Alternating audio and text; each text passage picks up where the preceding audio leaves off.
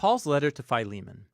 It was written during one of Paul's many imprisonments, and it's actually his shortest letter in the New Testament, but don't let its size trick you. It's actually one of the most explosive things that Paul ever wrote. Here's the backstory that we can piece together from details within the letter.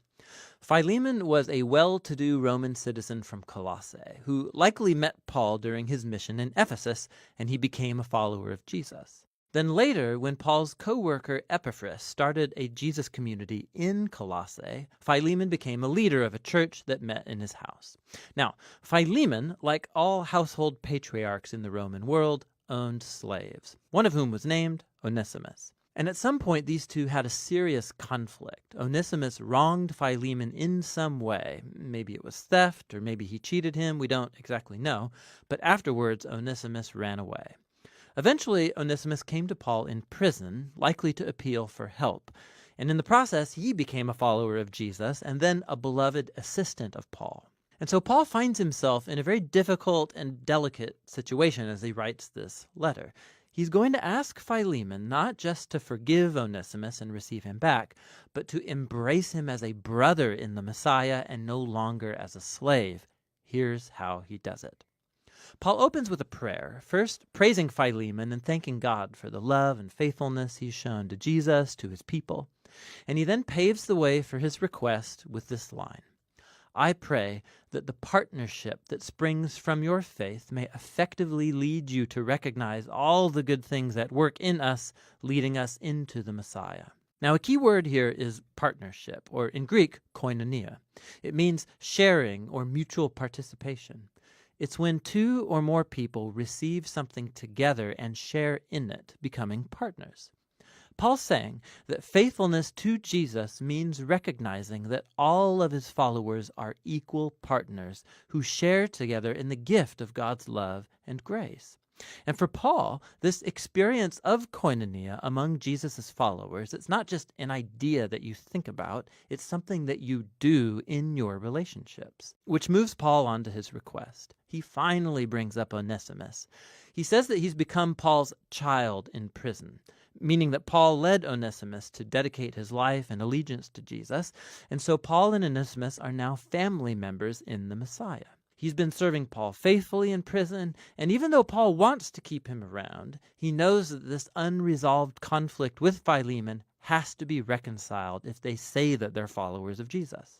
Which moves Paul on to his bold request, that Philemon receive Onesimus back, no longer as a slave, but as more than a slave, as a beloved brother in the Lord. Now, this is a really tall order.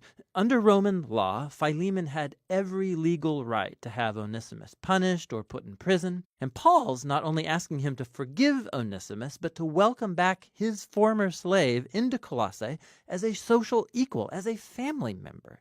This is way more than kindness. This is unheard of. It's freeing a slave and then treating them like a family member. It upsets the status quo of the Roman social order.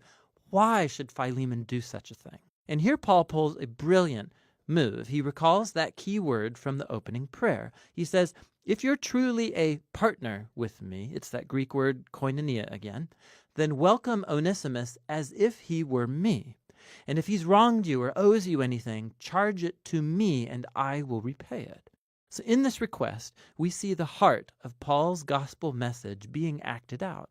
It's first of all about reconciliation. It's just like he told the Corinthians. In the Messiah, God was reconciling the world to himself, not counting people's sins against them. So in this situation, Paul is putting himself in the place of Jesus. He will absorb the consequences of Onesimus' wrongdoing. He will pay the cost so that he can be reconciled to Philemon. But Paul's message was about more than just a legal transaction. It's also about koinonia.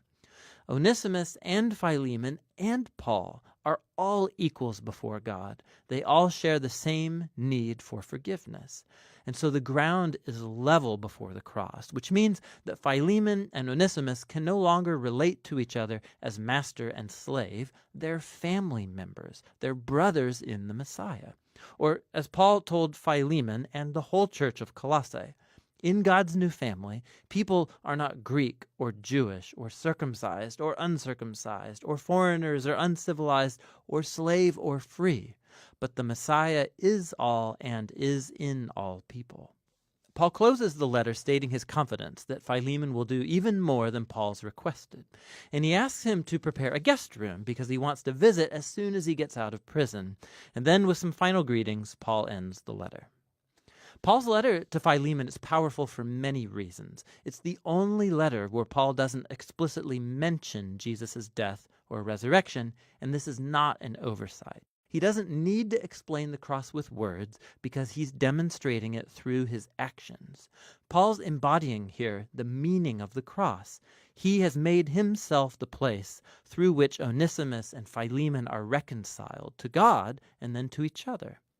This letter also shows us that the implications of the good news about Jesus, they are extremely personal and never private. The fact that Philemon and Onesimus are now brothers in the Messiah, it makes their master-slave relationship totally irrelevant.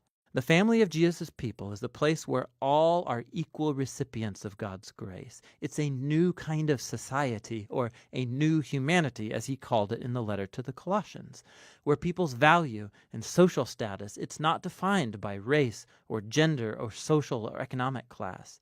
In the Messiah, there are simply new humans who are equal partners, who share together in God's healing mercy through Jesus. And that's what Paul's letter to Philemon is all about.